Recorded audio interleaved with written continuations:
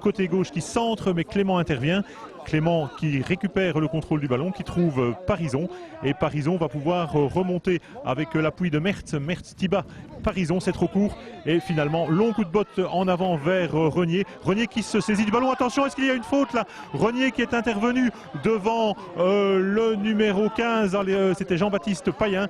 Intervention de Renier, proprement me semble-t-il, devant le joueur de Messancy, Jean-Baptiste Payen.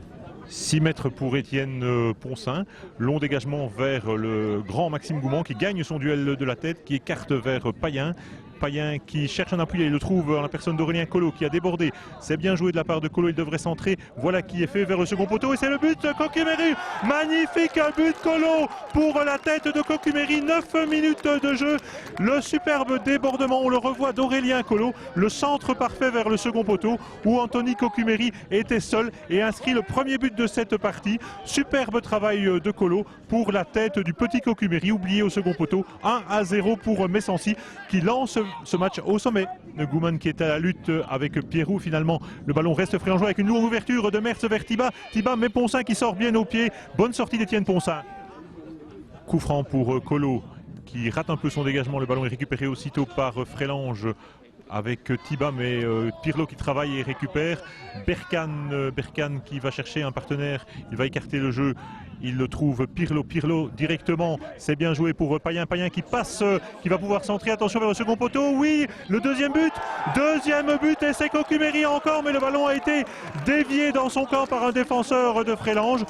Le second but de Messancy alors que l'on joue depuis 22 minutes de jeu, un ballon vers le second poteau. On revoit cette reprise de Coquimeri qui a été touchée par un défenseur, en l'occurrence Clément, qui n'a pu que le dévier dans ses filets. Messancy 2, Frélange 0 après 22 minutes de jeu. Le Técheur qui contrôle, le Técheur qui dégage et qui trouve Godard. Godard qui est un peu juste sur sa remise et c'est Parison qui se gêne avec Lamberti, mais Mertz récupère la balle. Mertz ouvre vers Brigode. Brigode, il a de l'appui, il tente sa chance. Brigode, c'est magnifique, et le but de Fabien Brigode avec un brin de réussite. On le voit, le ballon a touché la transversale, rebondi sur la dos d'Étienne Ponsin, un peu comme Van Hout, le gardien de Courtrai face à Bruges. Et Frélange qui revient à 2-1, 25e minute.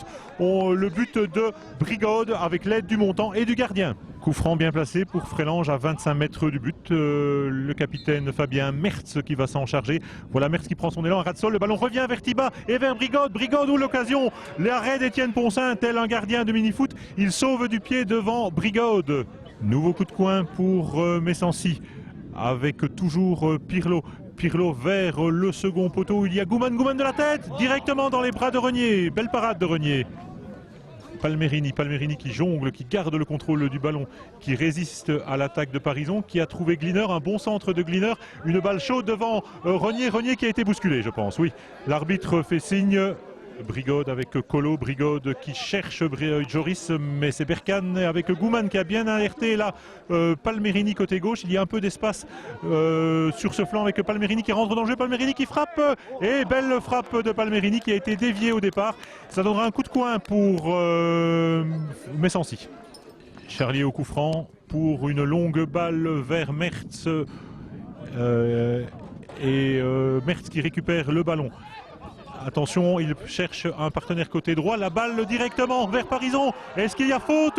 Je ne saurais pas vous dire d'ici. On va revoir cette phase qui suscite un peu la colère du côté de Frélange. Touche qui est effectuée par Parison. Parison qui s'est appuyé sur Mertz pour pouvoir centrer vers Tiba. Tiba qui est aux prises avec deux défenseurs. Tiba qui va-t-il s'en sortir? Il prend le ballon, est-ce qu'il y a pénalty? L'arbitre fait signe de jouer. Tiba s'est sans doute bien laissé tomber. On aère un peu le jeu du côté de Frélange. Parison qui tente de déborder, il évite un adversaire. Parison encore avec un bon relais avec Joris, le centre vers la tête de Mertz. Ouh là là là là, ça frôle le cadre de Ponsin. C'était peut-être bien la balle d'égalisation pour Mertz avec ce coup de tête qui passe sans rien à côté. Parison qui centre très très loin vers Brigode. Il était seul depuis un petit temps, Brigode. Il remet dans le paquet vers Mertz qui contrôle mal le ballon quand même, et la frappe au-dessus de Lamberti. Il reste 40 secondes au temps réglementaire. Parison à la touche. Tiba qui perd finalement ce ballon, le récupère, évite un adversaire. C'est bien joué de la part de Tiba. Va-t-il parvenir à centrer? Oui, il y parvient directement dans les bras d'Étienne Ponsin. Pierrot Pierrot pour Charlier. Charlier vers Lamberti. Lamberti qui rate son contrôle. Attention, Godard récupère. Il y a de la moyen de jouer côté gauche avec Machado. Voilà, on l'a vu, c'est côté droit plutôt. Machado avec Husson. Machado, le joker brésilien, 45 ans, qui cherche un partenaire parce qu'il s'est un peu enfermé là. Il garde le ballon, recule, revient en retrait vers Pierre. Pierre qui a une solution à gauche. Voilà la solution, elle est venue de Pirlo, je pense. Et non, c'est que voilà, c'est oh là là là là, quelle frappe, c'était Palmerini et elle est déviée en coup de coin.